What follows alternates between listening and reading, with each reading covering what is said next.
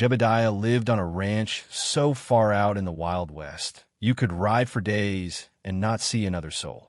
His ranch house was small, but sturdy, and the land stretched out like a giant brown blanket. He had cows, horses, and a loyal dog named Buster who followed him everywhere. Jebediah was a good man, kind and hardworking, but he was lonely. Every evening, after a long day of tending to the ranch, Jebediah would sit on his porch, watching the sun sink below the horizon. He'd think about how nice it would be to have someone to share those sunsets with, someone to talk to, someone to help him with the chores. Buster was good company, but he couldn't exactly cook supper or mend a fence. One day, while in town picking up supplies, Jebediah saw an advertisement for mail-order brides. He'd heard stories about them, some good, some bad, but the thought of finding a wife, a partner, was too tempting to ignore. He went into the general store and asked Mr. Abernathy, the store owner, about it. Mr. Abernathy, a small man with a bushy mustache, chuckled. Mail-order brides, Jebediah? Well, they ain't for everyone. But I've seen a few happy couples come out of it. You just got to be clear about what you're looking for. Jebediah thought about it carefully. He wasn't looking for fancy or frilly.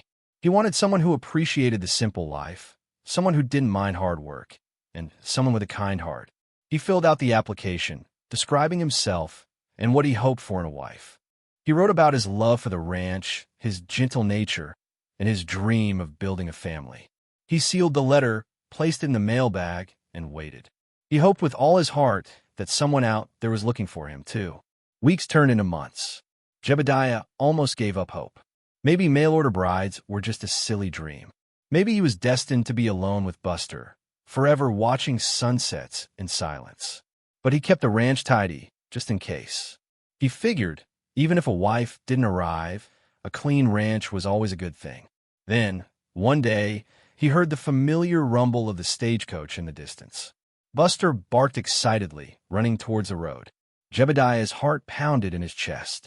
Could it be? He smoothed down his hair, straightened his shirt, and hurried outside. The stagecoach pulled up in a cloud of dust. The driver, a burly man with a handlebar mustache, hopped down and began unloading luggage. Jebediah stood there, his hands clasped in front of him, trying to appear calm. Finally, a young woman stepped down from the stagecoach. She wore a simple blue dress and carried a small valise. Her hair was the color of sunshine, pulled back in a neat bun. She looked around, her eyes wide with a mixture of hope and nervousness. Jebediah took a deep breath and walked towards her. "Are you Rose?" he asked, his voice a little shaky. The woman nodded. "Yes, I am. And you must be Jebediah." Jebediah smiled, relieved. "Welcome to my ranch, Rose. I hope you'll be happy here." He took her valise and led her towards the house. "I've been fixing things up, trying to make it nice." He'd scrubbed the floors until they shone, mended the leaky roof, and even planted some flowers in pots on the porch. He wanted Rose to feel welcome, to feel like this was her home, too. He hoped she wouldn't be disappointed. He hoped she would like him. As they walked, Rose looked around at the vast, open landscape. "It's big," she said softly. "It is," Jebediah agreed. "But it's also peaceful and beautiful in its own way." He glanced at Rose, trying to read her expression. He couldn't tell if she was impressed or overwhelmed. Only time would tell if this was the right decision for both of them. Inside the ranch house, Jebediah showed Rose around. He pointed out the cozy fireplace, the comfortable bed, and the small kitchen where he cooked his meals. "It's not much," he said, "but it's home." Rose smiled politely. "It's nice, Jebediah. Thank you." But her eyes darted around, as if she were expecting something or someone. Jebediah noticed she kept glancing out the windows. "Are you all right, Rose?" he asked. "You seem a little on edge." "Oh, I'm fine," she replied quickly. "Just tired from the journey." Jebediah decided not to press her. He offered her some water and a slice of apple pie, which she ate in silence. After she finished, she asked if she could rest. "Of course," Jebediah said. "The bedroom is all yours. I'll sleep in the bunkhouse." Rose thanked him again and went into the bedroom, closing the door behind her. Jebediah went outside and sat on the porch, watching the sunset. Buster curled up at his feet, and Jebediah stroked his fur, lost in thought. He couldn't shake the feeling that something was wrong. Rose seemed different than he expected. He thought she would be excited to start a new life, but she seemed more scared than anything else. He hoped she would open up to him soon. He wanted to know her, to understand her. Later that evening, after the sun had set and the stars were twinkling in the sky, Jebediah heard a noise from the bedroom. It sounded like Rose was moving furniture. He hesitated, then knocked gently on the door. "Rose, is everything all right?" "Yes, everything's fine," she said, her voice muffled. "Just unpacking." Jebediah wasn't convinced, but he didn't want to intrude. He went back outside and continued to worry. He decided to keep a close eye on Rose. He had a feeling that something was about to happen, something that would change their lives forever. He just didn't know what it was yet. He trusted his gut, and his gut was telling him to be careful. The next morning, Jebediah woke up early and started making breakfast. He wanted to show Rose that he was a good provider, that he could take care of her. He cooked bacon, eggs, and pancakes, and even made a pot of strong coffee. When Rose came into the kitchen, she looked even more tired than the day before. She didn't smile, and her eyes still darted nervously around the room. "Good morning, Rose," Jebediah said cheerfully. "I made breakfast. I hope you're hungry." "Thank you, Jebediah," she said quietly, sitting down at the table. She ate her breakfast slowly, without saying a word.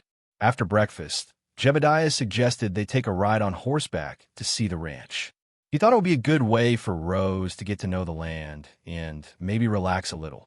"I don't know how to ride," Rose said, looking down at her hands. "I can teach you," Jebediah offered. "It's easy.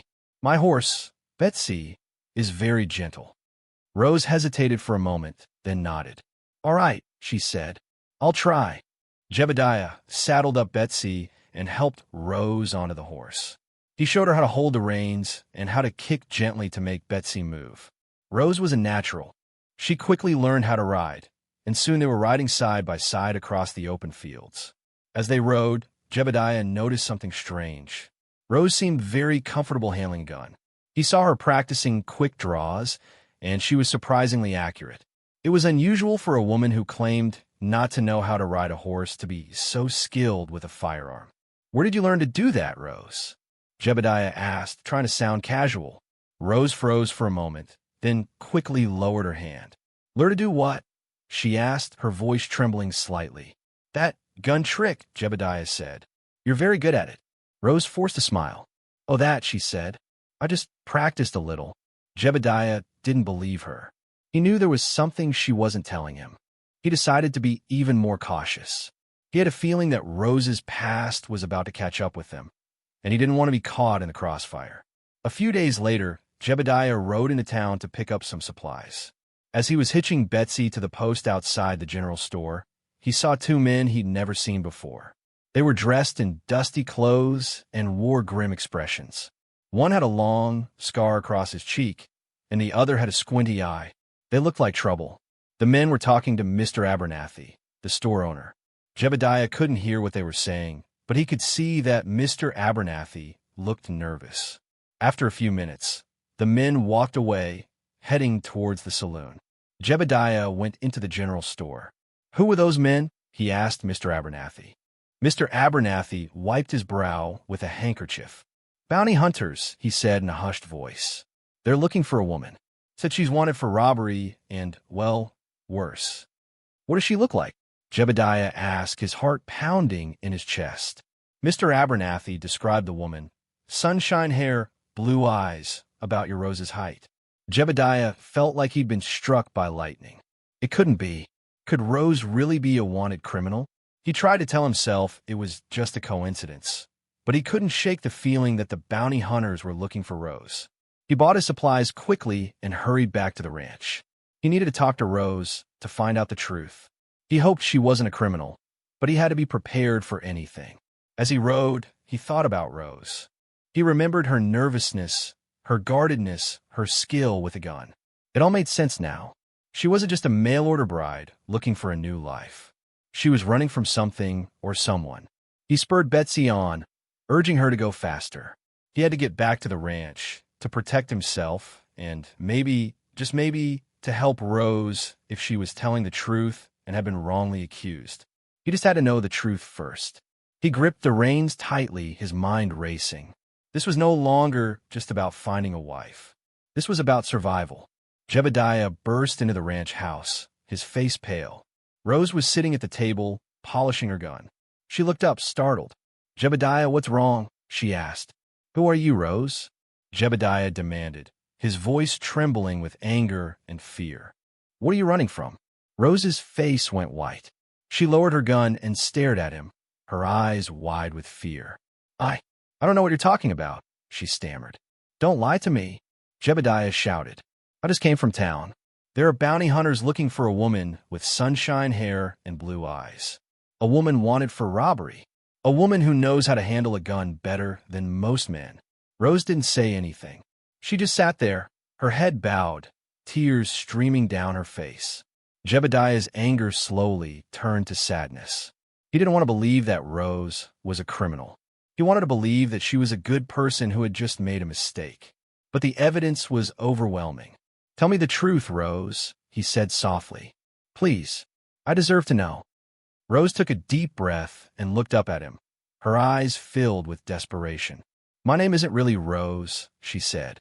"It's Clara, and I am running from the law." Jebediah sighed, running a hand through his hair. "What did you do, Clara?" he asked. "Did you rob a bank? Did you hurt someone?" "No," Clara cried. "I swear, I didn't do anything wrong. I was framed. I was accused of stealing money from the bank where I worked, but I didn't do it. I ran away because I knew I wouldn't get a fair trial." Jebediah looked at her, trying to decide whether to believe her. He saw the sincerity in her eyes, the desperation in her voice. He wanted to believe her, but it was hard. "Why didn't you tell me this before?" he asked. "I was scared," Clara said. "I didn't know if I could trust you. I didn't want you to turn me in." Jebediah thought for a moment.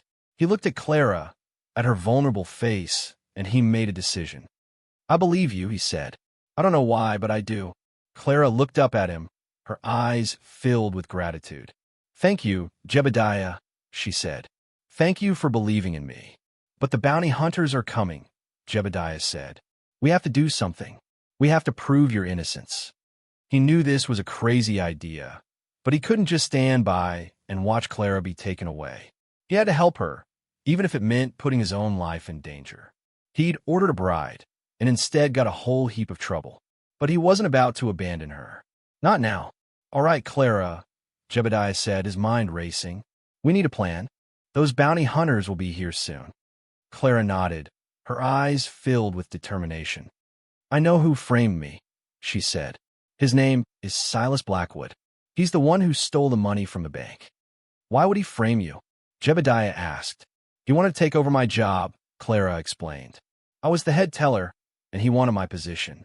He knew if I was out of the way, he could get it." "Where is he now?"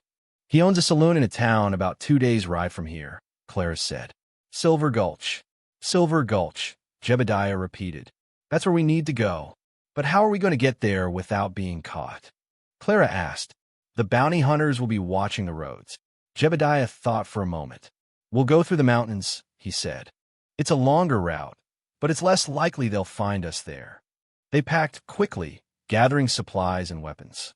Jebediah made Clara disguise herself as a boy, cutting her sunshine hair short and dressing her in his old clothes. It wasn't a perfect disguise, but it would have to do. As they were leaving the ranch, Jebediah grabbed his rifle and his trusty lasso. He knew they would need all the help they could get. He also grabbed Buster. "Buster's coming with us," he said. "He's a good tracker, and he'll warn us if anyone's coming." They rode off into the mountains, leaving the ranch behind.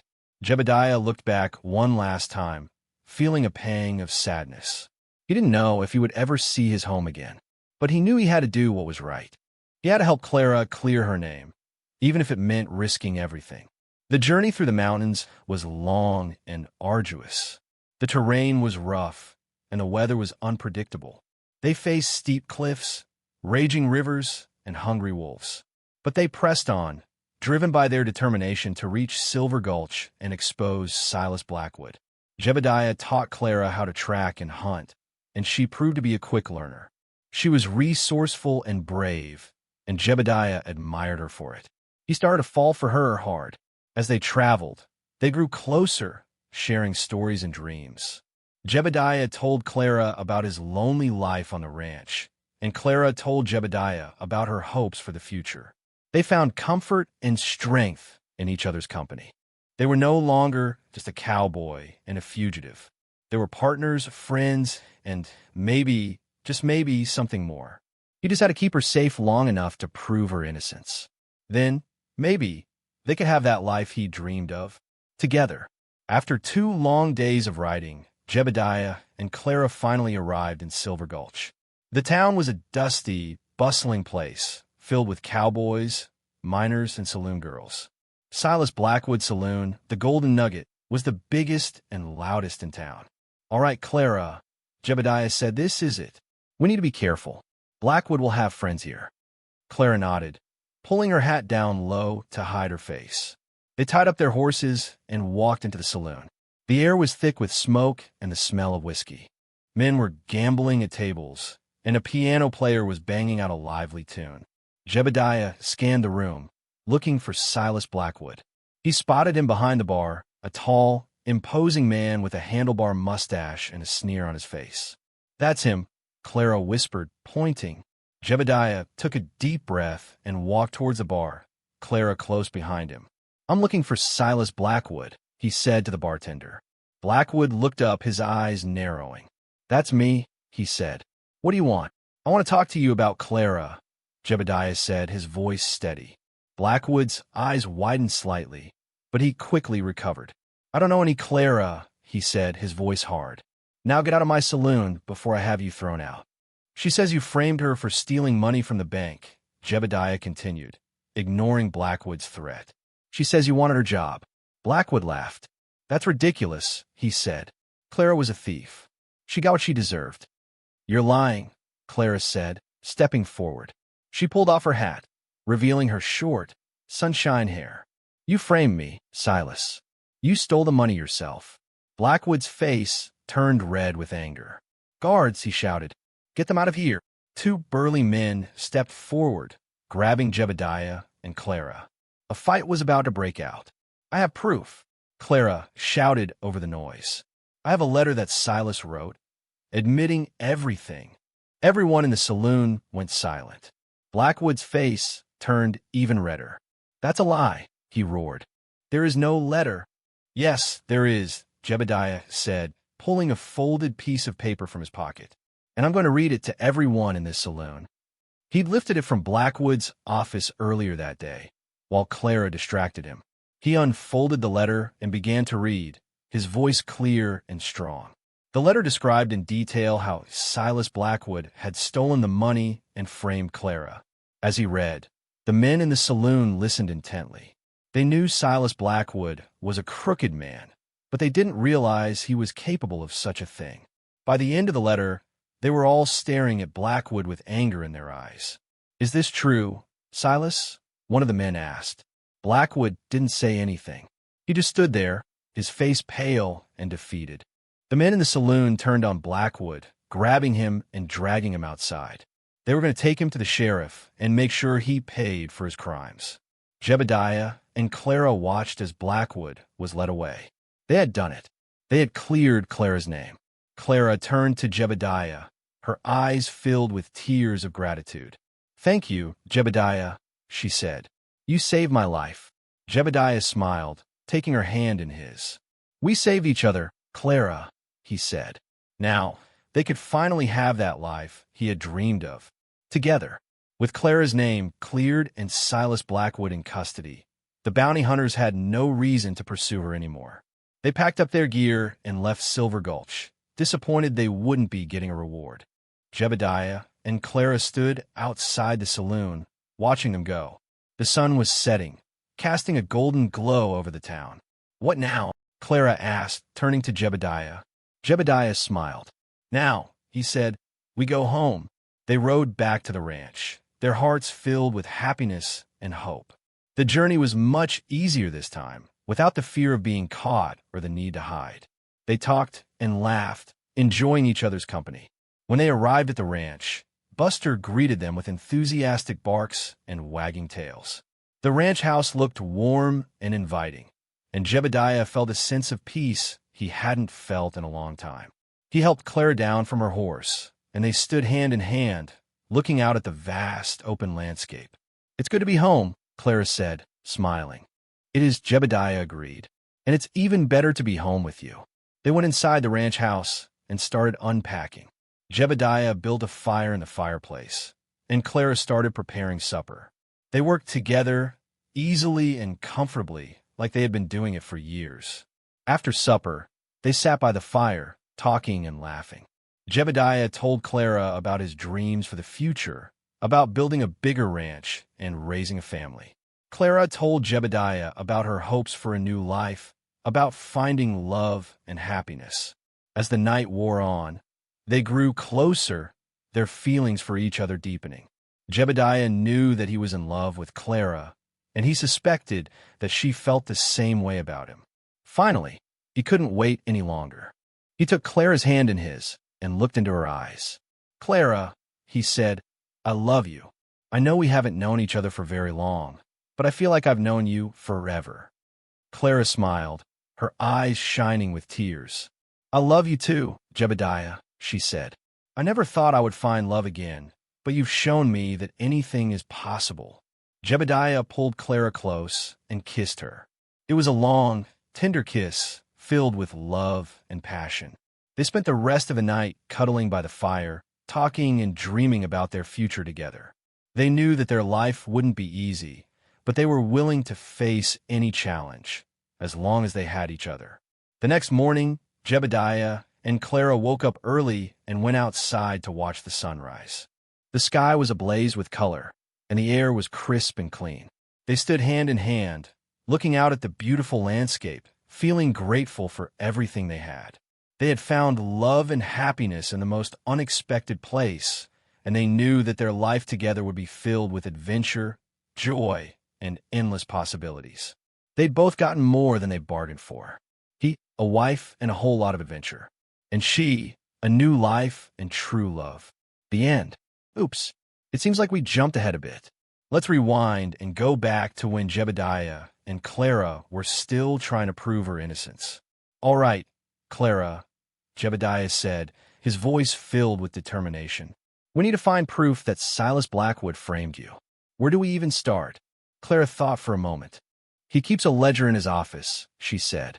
"It has all the bank's transactions. If we could find it, maybe we could find something that proves he stole the money." "His office, huh?" Jebediah said, stroking his chin. "That's going to be tough to get into. He'll have it locked up tight." "I know a way," Clara said, a sly grin on her face. "I used to clean his office. I know where he keeps the key hidden." That night, under the cover of darkness, Jebediah and Clara snuck into Silver Gulch. They moved silently through the shadows, avoiding the gaze of the townspeople. When they reached the saloon, they slipped around to the back and found the window to Blackwood's office. Clara reached behind a loose brick and pulled out a small key. She unlocked the window, and they climbed inside. The office was dark and dusty. Jebediah lit a match, illuminating the room. They searched frantically, pulling out drawers and rifling through papers. Finally, Clara found a ledger hidden beneath a stack of old newspapers. They opened it and began to examine the transactions. "Here," Clara exclaimed, pointing to a page. "Guards seized them." Jebediah and Clara jumped out from under the desk and made a run for the window. The guard grabbed for them, but they were too quick. They scrambled out the window and raced away, Blackwood and his guards hot on their heels. A thrilling chase ensued through the streets of Silver Gulch. Jebediah and Clara dodged barrels, leaped over fences, and weaved through crowds of people. They could hear Blackwood and his guards gaining on them. They needed to find a way to escape. "This way," Clara shouted, leading Jebediah down a narrow alleyway. They reached a dead end. "We're trapped," Jebediah exclaimed. Just then, Clara spotted a rope hanging from a nearby rooftop. "I have an idea," she said, grabbing the rope. "Can you climb?" "Faster than a squirrel," Jebediah replied. Clara swung onto the rope and began to climb, Jebediah right behind her. They reached the rooftop and pulled themselves up.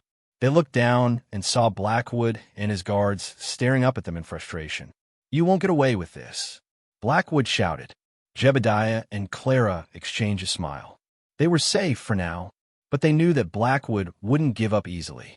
They had to find a way to expose him and prove Clara's innocence before he caught them. The chase was on. From the rooftops, Jebediah and Clara could see Blackwood and his men searching the streets below. They knew they couldn't stay there for long. "We need to get out of town," Jebediah said. "He'll have the whole town looking for us."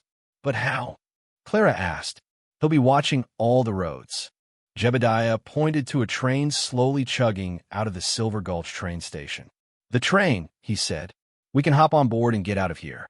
They carefully made their way across the rooftops, jumping from building to building until they reached the train station. They slipped onto the train just as it was pulling away from the station, hiding in an empty boxcar. As the train sped away, they breathed a sigh of relief. They had escaped Blackwood for now, but they knew they couldn't rest until they had proven Clara's innocence. "What's our next move?" Clara asked. "We need to find the person who received that payment to unknown recipient," Jebediah said, pointing to the ledger they'd managed to grab from Blackwood's office. "That's our key to proving Blackwood is guilty." They spent the next few days traveling from town to town, following the trail of the mysterious payment. They asked questions, showed the ledger to people, and gathered clues. Finally, they learned that the payment had been made to a crooked banker in a nearby town. Jebediah and Clara traveled to the town and confronted the banker. At first, he denied everything. But when Jebediah showed him the ledger and threatened to expose him, he cracked. The banker confessed that Blackwood had paid him to lie about Clara, to frame her for stealing the money. He even had a signed confession from Blackwood. With the confession in hand, Jebediah and Clara rode back to Silver Gulch. They presented the confession to the sheriff, who immediately arrested Blackwood. Clara's name was finally cleared. She was no longer a fugitive, and she could finally start a new life. She was free. The townspeople of Silver Gulch, realizing they had wrongly accused Clara, apologized for their mistake. They were grateful to Jebediah and Clara for bringing Blackwood to justice. With everything settled, Jebediah and Clara were finally able to return to the ranch. The bounty hunters, having heard the news that Clara was innocent, packed up and left, grumbling about their wasted time. Jebediah and Clara had outsmarted everyone. They had found the real criminal and proven Clara's innocence. They both knew, as they rode back to the ranch, that their adventure had just begun, and they would face it together. Back at the ranch, life settled into a comfortable rhythm. Jebediah and Clara worked side by side, tending to the animals, mending fences, and planting crops. They laughed, they argued, and they supported each other through thick and thin. Their love grew stronger with each passing day. One evening, as they sat on the porch watching the sunset, Jebediah turned to Clara and said, "I never thought I'd find someone like you, Clara. Someone who's brave and kind and smart and beautiful." Clara smiled and took his hand. "I never thought I'd find a home or love or happiness," she said. "But you gave me all of that, Jebediah." "We gave each other all of that," Jebediah corrected. "And I promise to spend the rest of my life making you happy." He pulled a small, silver ring from his pocket. "Clara," he said, "will you marry me?" Clara's eyes filled with tears of joy. "Yes, Jebediah," she said. "Yes, I will." They kissed, their hearts overflowing with love. A few weeks later, they had a small wedding at the ranch. All their friends from Silver Gulch came, along with Mr. Abernathy from the general store. Even the sheriff came to offer his congratulations. Clara wore a simple white dress, and Jebediah wore his best cowboy suit.